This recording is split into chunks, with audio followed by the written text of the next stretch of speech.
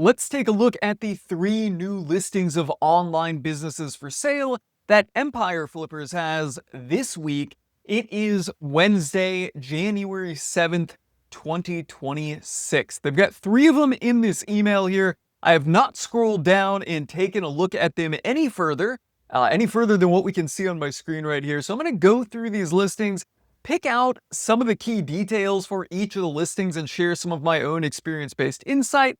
And then ultimately, my quick take for each listing on whether I would consider acquiring it or whether I would pass on it. All right, let's jump into it here. And on that note, as we go through these, let me know for these listings whether you would consider acquiring any of them. Here we go. The first one making $5,595 a month in profit and listed at a 34x valuation multiple is a display advertising and subscription business. It presents a comprehensive portfolio of around 30 job board related sites and domains packaged together, operating across more than 20 countries. This established online business has been successfully monetizing through Google AdSense and has recently introduced paid subscriptions showing promise with early adoptions. The portfolio is meticulously maintained, requiring only about 1 hour per day for routine tasks such as job moderation and support requests.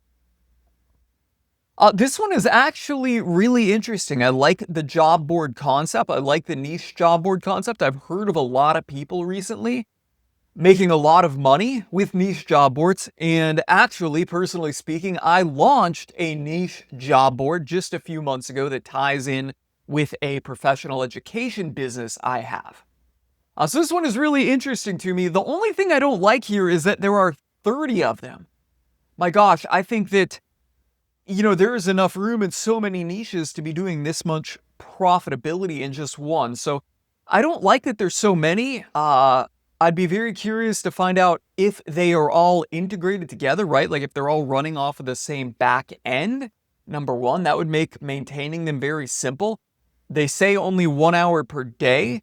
So, maybe it is relatively that simple because they've got them all integrated and built out together and fluently. But then at the same time, why is this not higher? Because there's really not much cost behind it. So they can't be driving much more revenue than they are profit here. This is really interesting. I think it is worth a look. But, if you're going to acquire it, just as you should with any business, you should really have a growth plan behind it. So if you look at this and see ways to grow it or something, then, I think it's a really good acquisition. But just to jump in and just get comfortable with a stable business that is growing, in a business you can just kind of jump into if you want to acquire an online business to replace a W-2 income or something, this one might be kind of tricky because there's a lot going on. There's, 30 businesses here that you really have to learn to jump in and run this. So yeah, that is kind of my take. I would consider this one here. Maybe we'll open it up towards the end and take a deeper look at it. Next up, making $6,935 per month in profit is an Amazon FBA business listed at a 29x valuation multiple. It operates in the home and children categories, presents a straightforward and highly efficient investment opportunity with just 2 SKUs, launched with a focus on niche products, and has strong product ratings of 4.4 and 4.3, which I would really not consider too strong. It's an Amazon FBA here, and I'm not really seeing anything that builds a kind of moat around it. Amazon FBA businesses, in my opinion, are very, how should I say this? Well, not in my opinion, but they are very platform dependent on Amazon. And in my opinion, they're incredibly risky businesses to acquire because they're so platform dependent on Amazon, right? Amazon is notorious for squeezing fees off the top line of sellers, fees for the fulfilled by Amazon, driving more traffic into paid placement. So if the business is not already paying for placement, I have no doubt that there's a team at Amazon looking to drive more traffic in that category or for those products to paid placement, subsequently as a business in that space, you have to start paying for the placement and paying to get to your customer base. I just don't like Amazon businesses here. Most of them I do not like. I have ran across a few that I do like. This one certainly has nothing that I do like. So I would pass on this one. And then finally, making $17,162 per month in profit is an affiliate digital product, info product, and subscription business in the home culinary niche, listed at 32x. This one already seems very interesting. This unique online business was started in 2020 and focuses on the home, culinary, farming, and gardening niches. The business operates primarily through its main website, complemented by multiple specialized sites dedicated to hosting virtual summits and online challenges. These virtual summit/events have been a cornerstone for success, not only generating substantial revenue, but also funneling a large number of warm leads into the business's membership program. The business model is highly efficient, leveraging digital guides, workshops, courses, and a membership program. Okay. This is really, really interesting here.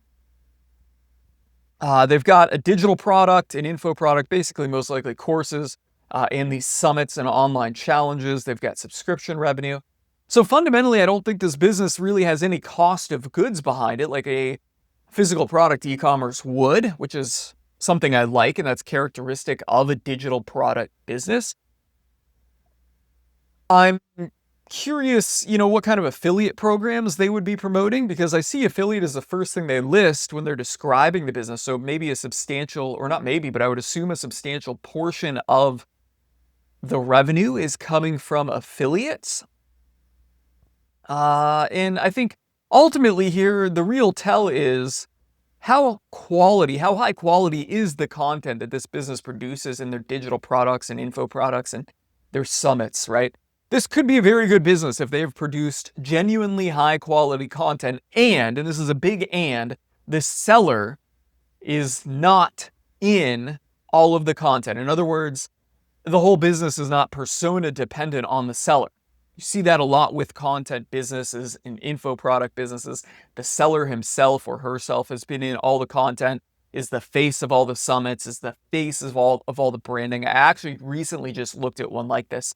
The details of the business listing were great, right? It's a digital product business. It was kind of adjacent to a space I'm already in. The fundamentals of the business were great. I'm like, wow, I'm really interested in this one. Signed the paperwork, signed the documents, got the SIM on it, and I looked it up, and the seller's face was on basically every page of the website. The seller's face was in all the marketing content, and the seller's name and variants of that were some of the top traffic driving keywords to the website. The whole business was dependent on the seller's persona. Great business for the seller. That is not a great business for me to acquire, because I'm not going to have that seller in the picture anymore. As long as that is not the case with this business, this could be a very, very, very good business, but we don't know that until we get the details on it. So yeah, I would consider this one ultimately kind of disclaimed by so long as it's not persona dependent. On that note, guys, before I open these up and click into one, we're going to take a deeper look here at this job board one. Which of these listings would you consider? Are there any you would consider acquiring, or would you pass on all of them? Let me know in the comments below. And if you found this video helpful and insightful so far, and you like this content, do two things. Number one, smash that like button to help me out in the YouTube algorithm. And you already know what's coming up. Hit the subscribe button so you get more of my insight into acquiring online businesses. Now, let's open up this listing here and take a deeper look at this one that has 30 job boards. Let's open that up in a new tab. Let me bust out my little annotation tool. And maybe we'll have something to annotate. All right, so first thing I always want to look at is the profit trend. And here it's trending down a little bit. We can see it's stable to a downtrend. So that would be something we'd want to consider when we're ultimately, making a valuation on it. And the trend is since January 2022, we're already in January 2026. So you've basically got 4 years of number here. And that's a relatively long period of time to not experience any growth. So my thought here is that they spun these up in, how old are they? We don't know how old these are. Oh, established in April 2020.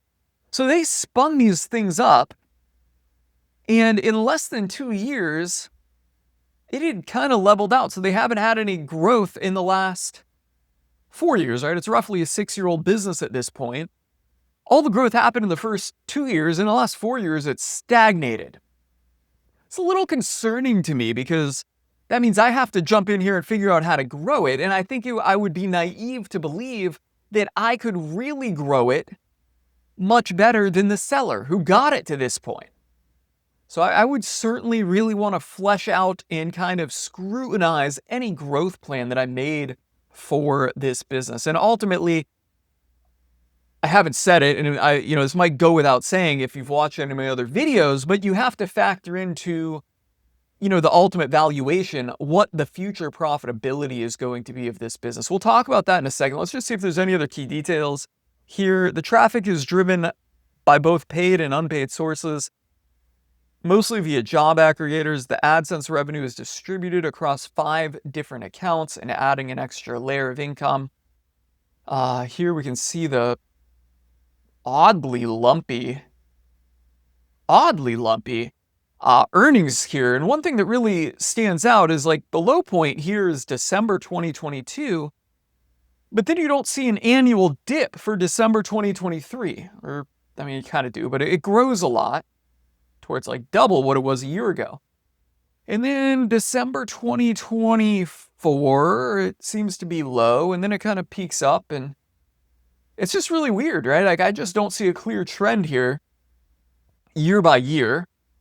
I also don't see any details on how concentrated the revenue is or the traffic is.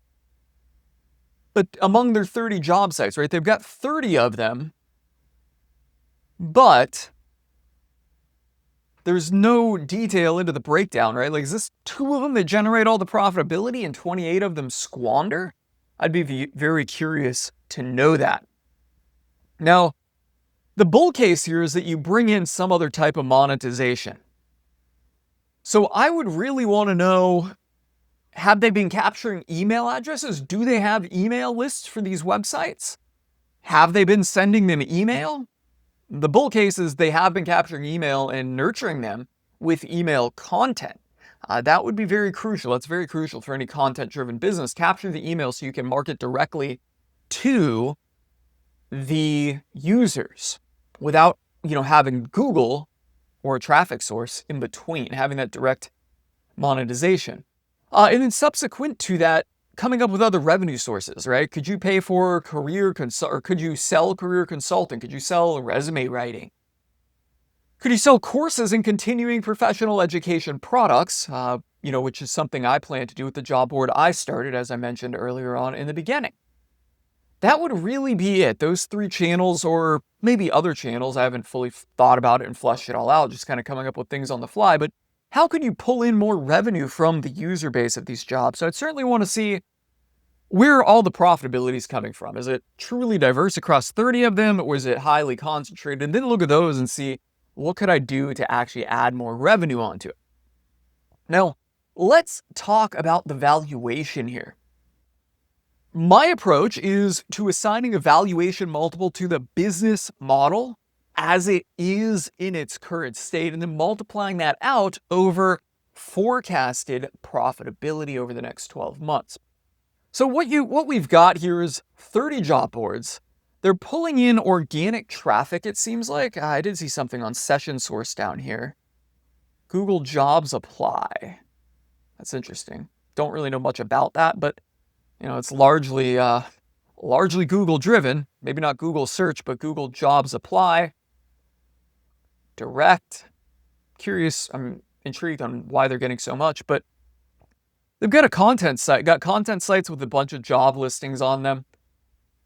Their technology is not very proprietary, right? There's a ton of softwares out there now that can facilitate quick setup of a job board.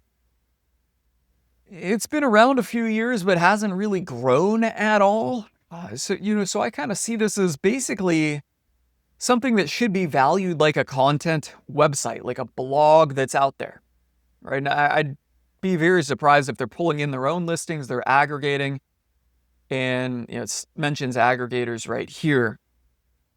So I think a 34x valuation multiple on this is incredibly lofty. I think more realistic is a 24x multiple for a business model that is simply just, aggregating other content, displaying it on a website. I think even 24 is generous. And then going forward, what is the profitability going to look like? Well, if we look at it here, December 2025, profited $36.98 in profit. If we go back a year, actually, they make a nice trend here of revenue and profitability.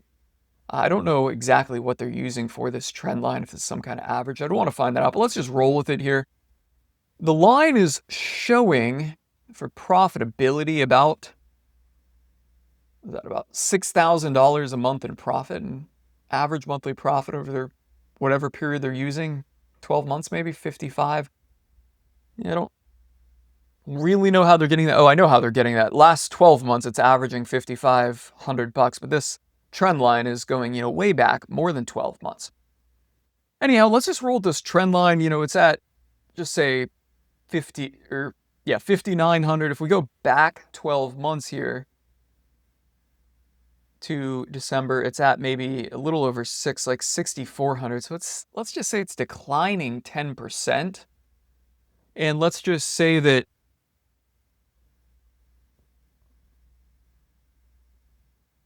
$5,500 a month, $5,595,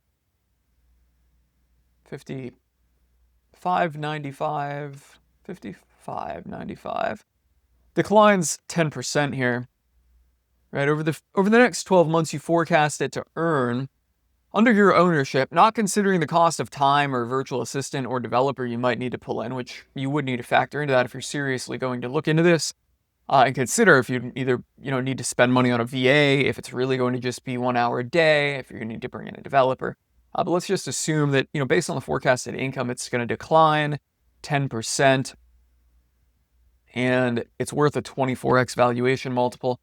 That monthly, 24x on a monthly basis, that brings the valuation to $120,852. What are your thoughts on that? Do you agree with my valuation take on this, that this business, considering the details, limited details we know here, and some assumptions, this business is only worth $120,000?